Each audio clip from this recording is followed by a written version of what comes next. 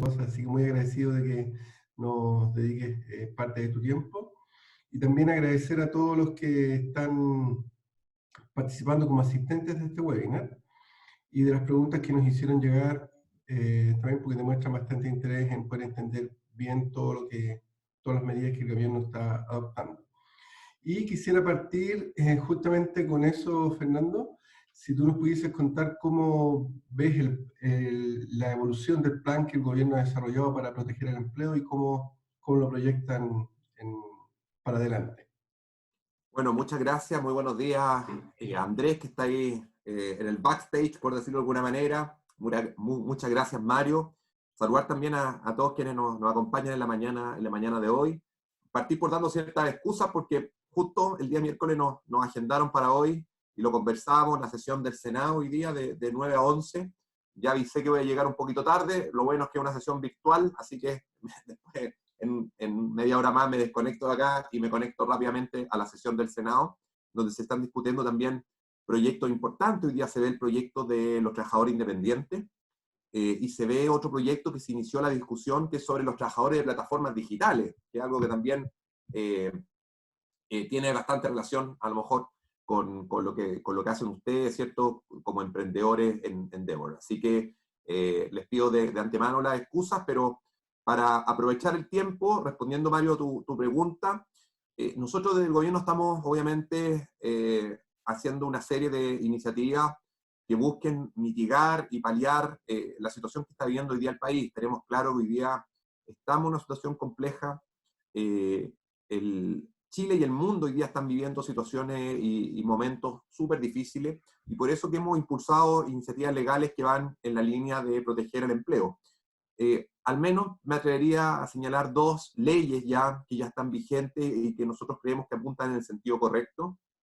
Una es la ley de teletrabajo, que como ustedes saben ya está vigente, entró en vigencia el 1 de abril pasado, y lo que vino a hacer la ley del teletrabajo es a regular, a establecer reglas claras respecto de una modalidad de empleo que muchos chilenos ya habían tenido que forzosamente empezar a utilizar producto de la pandemia del coronavirus, pero sin ley. Y al haberlo hecho antes sin ley, esas personas que trabajaban no tenían acceso a la ley de accidentes del trabajo y enfermedades profesionales, no tenían regulación respecto de la jornada máxima que se podía teletrabajar, no tenían garantizado un derecho que hoy día sí tienen garantizado, que es el derecho a la desconexión digital, que establece la ley, que es bastante innovador en nuestra legislación y en Latinoamérica, y que nos pone a la altura de países como Alemania, Italia y Francia, que dice relación con que el trabajador, no obstante teletrabajar desde su casa sin horario, debe tener garantizado un mínimo de desconexión digital de 12 horas continuas entre una jornada y otra, y por lo tanto la ley de teletrabajo vino, son bastante malas las características, pero vino a otorgarnos esa regulación que tanta falta nos hacía hace ya bastantes años. Y por otro lado, tenemos la Ley de Protección del Empleo, que como ustedes saben, hoy día viene a dar un respiro a millones de trabajadores y miles de empleadores que la están pasando mal. La Ley de Protección del Empleo busca o tiene un universo potencial de 4,5 millones de trabajadores que pueden acogerse a ella, que son los trabajadores que tienen contrato de trabajo y seguros de cesantía.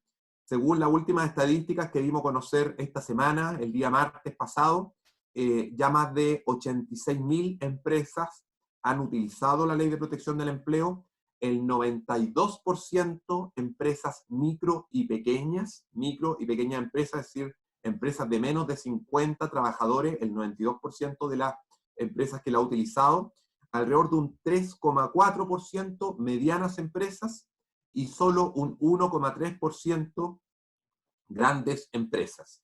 El 70% aproximadamente de los trabajadores acogidos son trabajadores de MIPYMES, y el 30% de los trabajadores acogidos son trabajadores de grandes empresas. Y además, ¿cuáles son los sectores que hoy día están utilizando más esta ley? Son precisamente los sectores donde más incremento de despido hubo en el mes de marzo, y eso es importante porque eso muestra la importancia y la utilidad de la ley. En marzo tuvimos 300.000 despidos a lo largo de todo Chile, y los sectores que mayor incremento tuvieron de despidos fue comercio, construcción, entre los dos aproximadamente un 40 y 42% de incremento respecto de igual periodo del año anterior, y turismo. El sector turismo tuvo un 94% de incremento de sus despidos en el mes de marzo. Si uno mira esos tres sectores y los compara en abril no solo a nivel nacional el número de despidos bajó de 300.000 a 238.000, es decir, casi, prácticamente 60.000 despidos menos, sino que los tres sectores que más desaceleraron sus despidos fueron comercio, construcción y turismo, porque fueron precisamente los tres sectores que más utilizaron la ley de protección del empleo.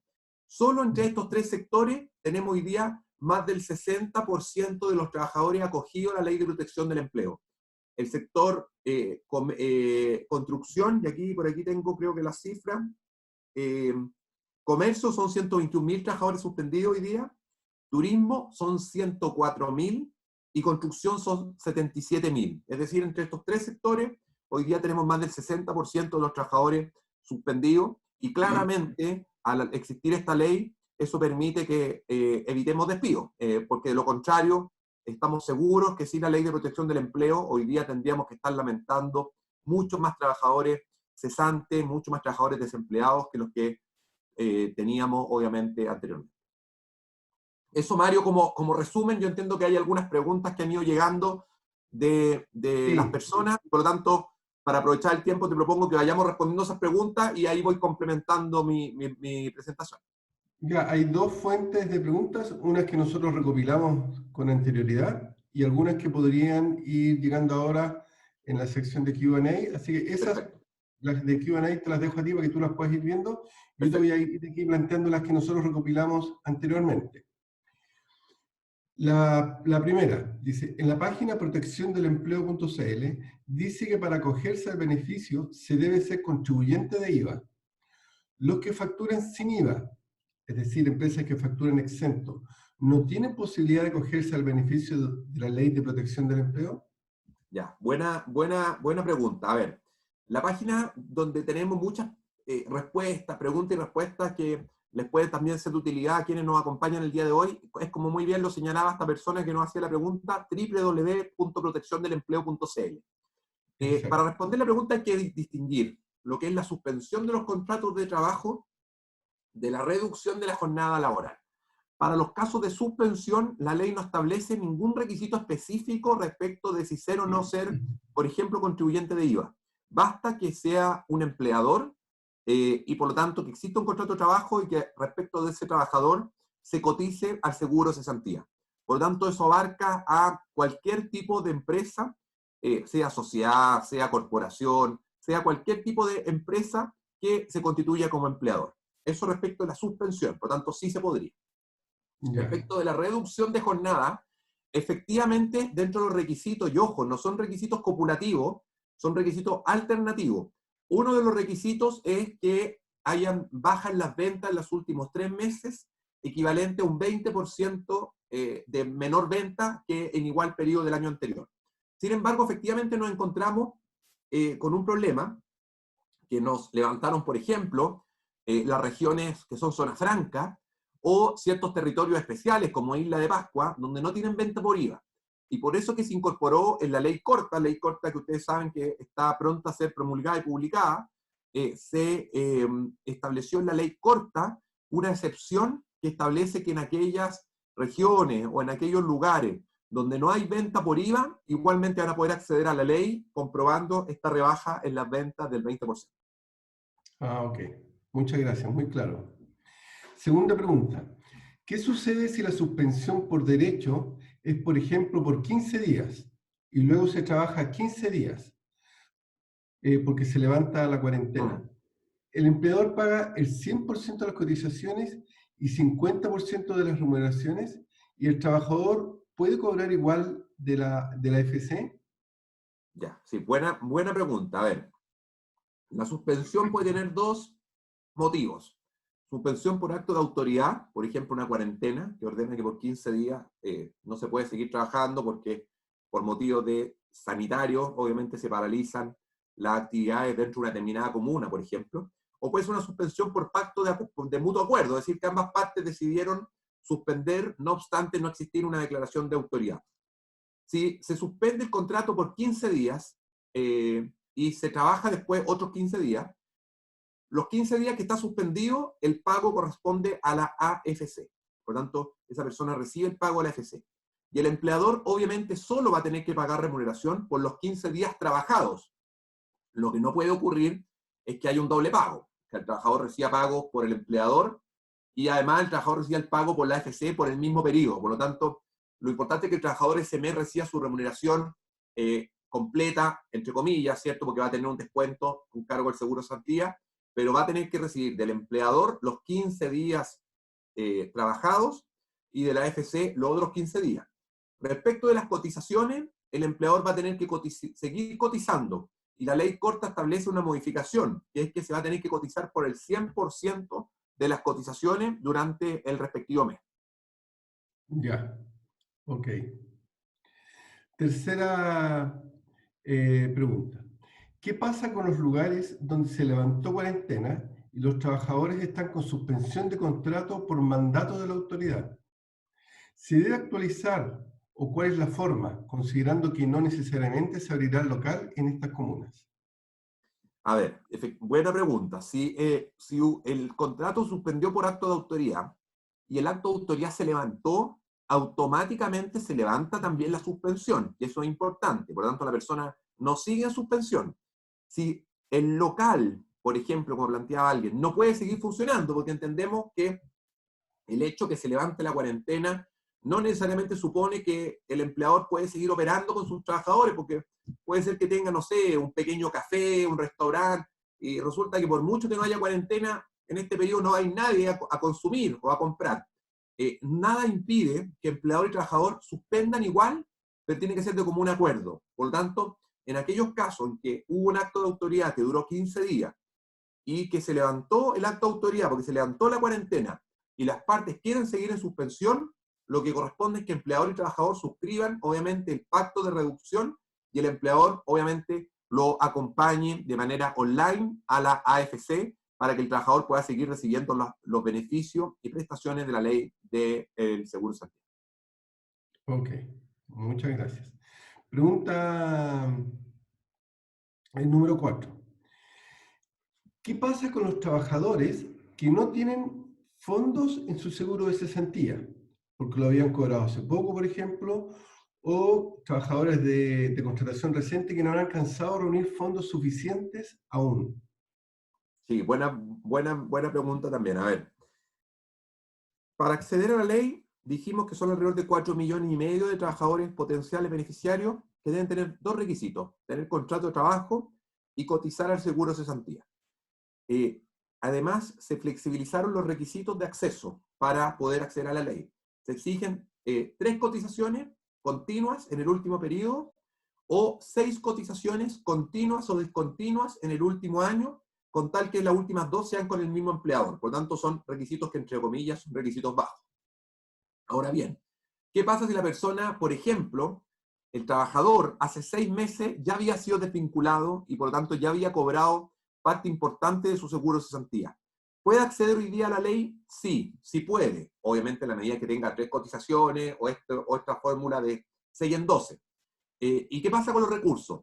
Si sus fondos de la cuenta individual no le alcanzan, va a poder acceder a los fondos de la cuenta solidaria de cesantía, del seguro de cesantía solidario. Y ahí es donde el Estado inyectó, Mario, 2.000 millones de dólares.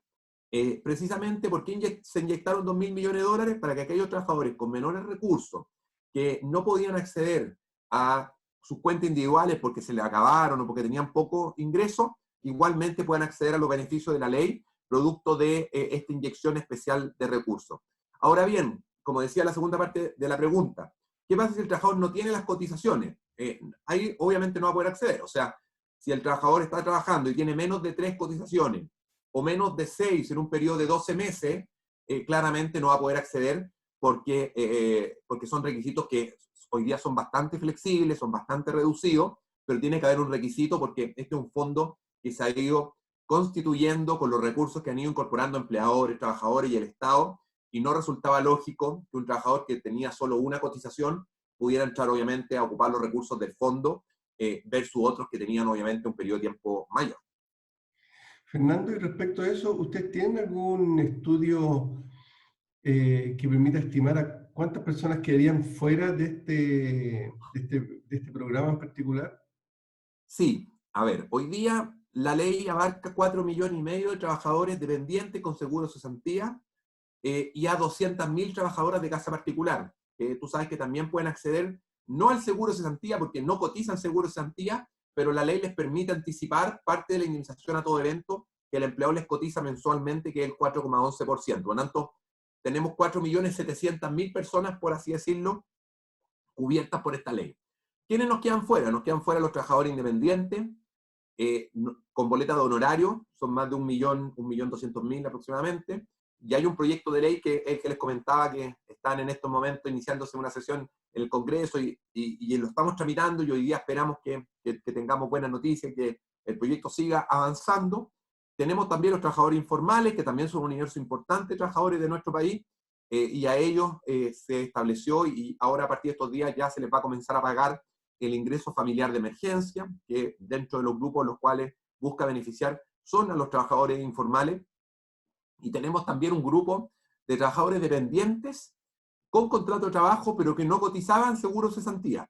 Estoy pensando en los trabajadores contratados antes del año 2002 y estoy pensando en los trabajadores jubilados, pensionados, que el decreto ley 3.500 los exime de cotizar seguro cesantía.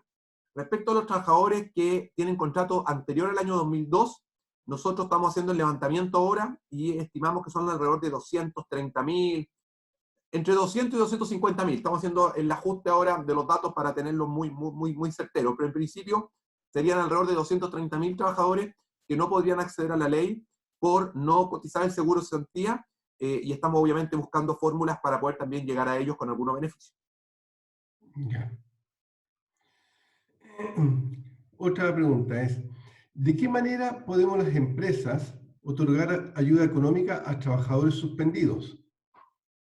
Si bien la afectación es muy grande a nivel empresa, entendemos que a medida que la AFC baja su porcentaje de coberturas del sueldo, se hace necesario que las empresas puedan complementar lo que puedan hacer, pero laboral y tributariamente tranquilos. Sí, ¿Se entiende? buena pregunta. Y estaba mirando aquí en las preguntas que han llegado de quienes nos acompañan, y Alejandro también estaba haciendo exactamente por interno la misma consulta. A ver, la ley no dice nada respecto de la posibilidad del empleador de complementar remuneración. Sin embargo, en la discusión legislativa quedó claro que sí se puede hacer. Nosotros le hemos pedido como Ministerio del Trabajo a la Dirección del Trabajo, que es quien tiene que hacer la interpretación oficial de la ley y que va a emitir obviamente su dictamen en los próximos días. El dictamen de la Dirección del Trabajo no ha sido publicado porque está a la espera de la promulgación y publicación de la ley corta para sacar un solo dictamen con las dos leyes y no tener que sacar dictámenes separados. Pero nosotros ya le hemos pedido a la Dirección del Trabajo que se pronuncie sobre la materia y le hemos hecho saber a la Dirección del Trabajo que en la discusión legislativa, y eso es importante porque es la historia de la ley, sí se estableció la posibilidad de que el empleador pueda complementar remuneración, y nos parece lógico que el empleador pueda hacerlo, porque como muy bien señalaba Alejandro en su pregunta, el seguro de cesantía son giros que son decrecientes en el tiempo. El primer mes es un 70% de la remuneración, pero el segundo mes baja un 55%, al tercer mes baja un 45%, y así de manera decreciente hasta llegar al sexto mes a un 30%. Y por lo tanto, si esperemos que esta situación no dure 6 meses, ¿cierto? Pero si al sexto mes el trabajador sigue amparado por el seguro de cesantía y recibe un 30% de remuneración, claramente que alguien reciba un 30% de lo que estaba acostumbrado a recibir todos los meses es un impacto significativo en sus finanzas personales y familiares. Y por lo tanto, no vemos ningún impedimento para que el empleador que puede complemente una parte de lo que el seguro de cesantía no cubre. Y aquí la única precaución que hay que tener, Mario, Alejandro, que hacía la pregunta, y a todos quienes nos escuchan hoy día, es que esto no se preste para abuso. Y por eso que hay que ser muy riguroso. Y estoy pensando en el siguiente ejemplo. Y uno siempre tiene que ponerse aquí mal pensado a veces en cosas que pueden ocurrir, porque ocurren. Que empleador y trabajador se pongan de acuerdo para que el trabajador cobre su seguro de cesantía, cobre el seguro de cesantía del trabajador y el empleador igual le sigue pagando la remuneración al trabajador y esa plata del seguro de cesantía se la reparte. El trabajador se queda con el 80% y le pasa el 20% al empleador. Porque ahí lo que estaría ocurriendo es un fraude al seguro de cesantía para retirar fondos y el trabajador igual sigue con su remuneración. Esos casos que pueden ser de laboratorio, pero créanme que ocurren en la vida real, no de manera generalizada, y en esto yo soy siempre súper prudente.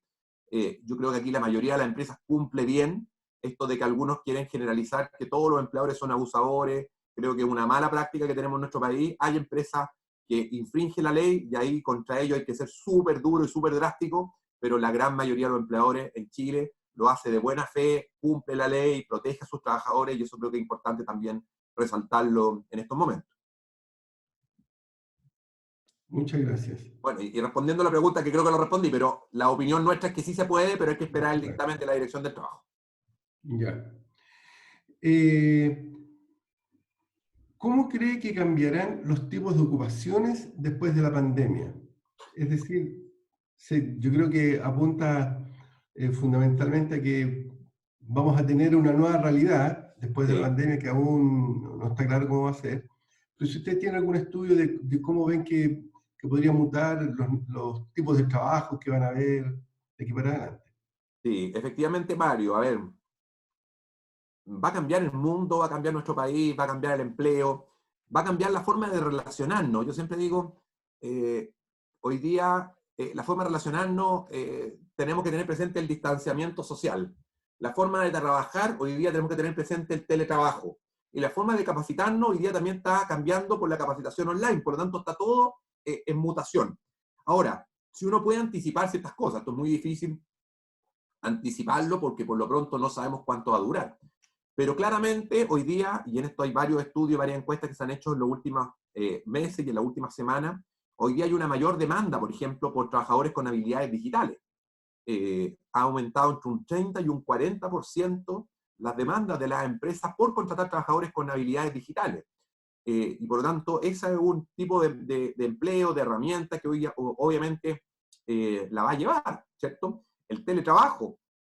He revisado las últimas encuestas que han salido hoy día, hoy se publicaba en un medio importante de circulación nacional, en el diario La Tercera, se publica un estudio que establece que más del 60-70% de los ejecutivos de empresas quieren mantener el teletrabajo de manera permanente en sus organizaciones, y que un alto porcentaje de trabajadores está disponible a seguir teletrabajando, ya sea de manera a jornada parcial o a jornada completa. Pensemos además que hoy día el teletrabajo, yo lo he dicho, yo soy un gran defensor del teletrabajo, y ha sido muy claro cuando digo que trabajar hoy día en teletrabajo es complejo, porque estamos trabajando en tiempos de coronavirus. ¿Qué significa trabajar en teletrabajo en tiempos de coronavirus? Significa trabajar con los niños en la casa, que claramente es una dificultad. Trabajar sin una debida capacitación respecto de qué es el teletrabajo. Y trabajar además donde tuvimos un paso muy abrupto, una transición muy abrupta desde la empresa al hogar. Y por lo tanto, si logramos sortear de buena manera el teletrabajo en tiempos de coronavirus, lo que nos espera a futuro en materia de teletrabajo es muchísimo más auspicioso. Ahora bien, si uno tuviera que decir cuáles son las habilidades, cuáles son las competencias que se van a requerir de aquí para adelante o de aquí para el futuro, me atrevería al menos a decir tres grandes competencias. Competencias digitales y tecnológicas, los idiomas y las competencias socioemocionales. Yo creo que esas son las tres grandes habilidades que hay que ir potenciando en nuestros trabajadores, en nuestros emprendedores, porque claramente son parte de las competencias, de las herramientas que van a ser muy necesarias en el mercado laboral futuro. Muchas gracias. Otra pregunta. ¿Cómo nos preparamos desde las políticas públicas para capacitar a la población económicamente activa, justamente apuntando a lo que tú decías, para los nuevos modos de trabajar? Si es que hay algún incentivo, alguna política pública respecto justamente a lo que relacionado con la pregunta anterior. Sí, a ver, nosotros, es buena la pregunta y los invito a todos a que visiten nuestra página web del CENSE, www.cense.cl. Estamos hoy día con una oferta de capacitaciones online muy, muy importante. Son muchos cursos online de capacitación completamente gratuitos, y el foco precisamente, además el foco del público objetivo que tenemos hoy día, que son emprendedores. Son cursos de liderazgo, son cursos de idiomas, son cursos de manejo en redes sociales, son cursos de marketing digital, son cursos de emprendimiento. Y por lo tanto, hay hoy día una oferta importante, una oferta que además es ilimitada, son cursos que tenemos de manera ilimitada, gratuitos, completamente online a través de la página del CENSE, www.cense.cl. Por lo tanto, por ahí estamos, por una parte, fomentando y capacitando a nuestros trabajadores para los empleos que se vienen, y obviamente, además, trabajando en otras modificaciones y reformas legales que hemos estado teniendo este último tiempo. Tuvimos la ley de teletrabajo, estamos también con un proyecto de modernización del CENSE, con un proyecto de modernización de la Dirección del Trabajo en el Congreso, y por tanto también el llamado es a que puedan revisar esos cursos, porque claramente son una buena herramienta para capacitarse actualmente. Muchas gracias. Hay en la sección de preguntas y respuestas, no sé si hay alguna de esas que te interese. Sí, en honor al tiempo alcanzamos a responder por lo menos un par. A ver, aquí JM Correa nos pregunta, ¿cómo se está llevando a cabo la labor de fiscalización de la empresa en esta época? Sí, se está fiscalizando. Hay fiscalización que se hace online, donde se le pide a la empresa la documentación y la empresa tiene que acompañar la documentación. Y hay otra fiscalización que se está haciendo de manera presencial. Aquí quiero destacar el gran compromiso que también han tenido los funcionarios públicos. Nosotros hoy día en la Dirección del Trabajo tenemos más del 90 y tanto por ciento de las oficinas completamente abiertas y operativas, con personal de emergencia, con sistemas de turno, para evitar obviamente el distanciamiento social, etcétera, o sea, para promover el distanciamiento social, pero están operando. Respecto al número de fiscalizaciones, no lo tengo a mano, pero entre marzo y abril, si no me equivoco, ya han habido más de 9.000 fiscalizaciones, lo cual es un número súper, súper potente. Respecto de la Ley de Protección del Empleo, han llegado sí pocas denuncias, y eso es importante decirlo. Han llegado hasta la semana pasada 26 denuncias solamente. Si uno piensa que ya se han acogido 86.000 empresas, respecto de 503.000 trabajadores, es el universo de trabajadores que al día martes tenemos ya con contratos suspendidos, 503.000, claramente que hayan solo llegado a 26 denuncias es poco. Y habla de lo que les decía hace un momento, que la ley se está utilizando bien, por regla general, y por lo tanto, aquellos casos donde hay un mal uso, el llamado es a que se denuncie.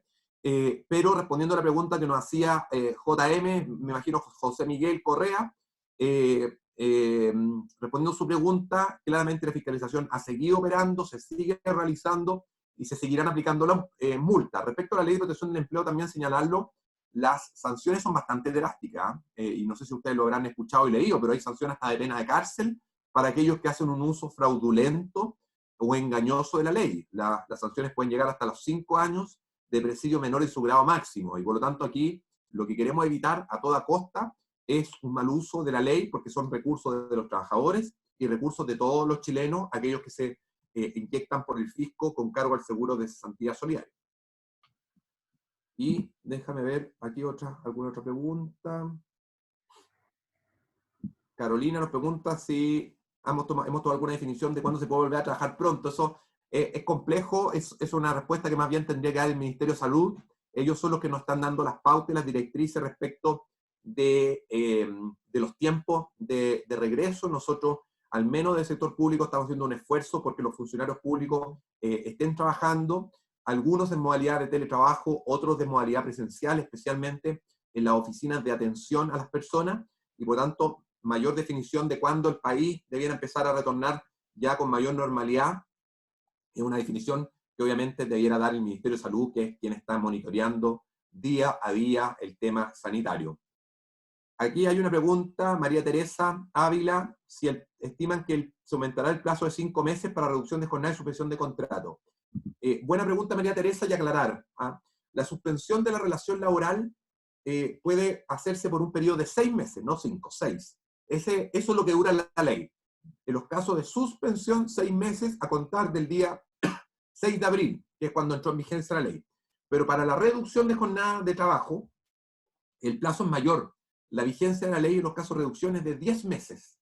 Y por lo tanto, tener presente eso, porque la ley tiene 2 vigencias distintas. Para la suspensión 6 meses y para la reducción 10 meses.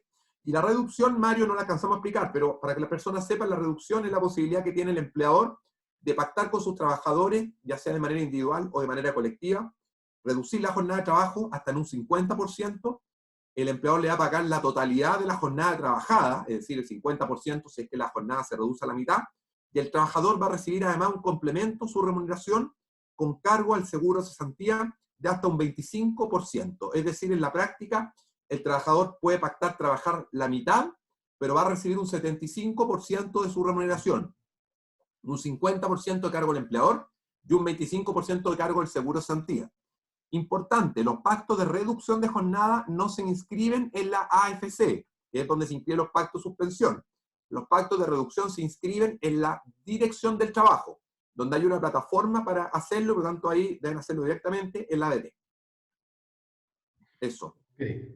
Y si quieren, alcancemos a ver la última pregunta. Encantado. Y ahí me tengo que conectar, les pido las disculpas, pero me tengo que conectar a la sesión del Senado, donde hoy día estamos discutiendo son 3 proyectos, pero al menos 2 proyectos que tengo que participar. Uno, el proyecto de trabajador independiente, de ver cómo llegamos con ayuda hacia ello, y el otro, un proyecto que busca regular el tema de las plataformas digitales, que también es una materia bien importante.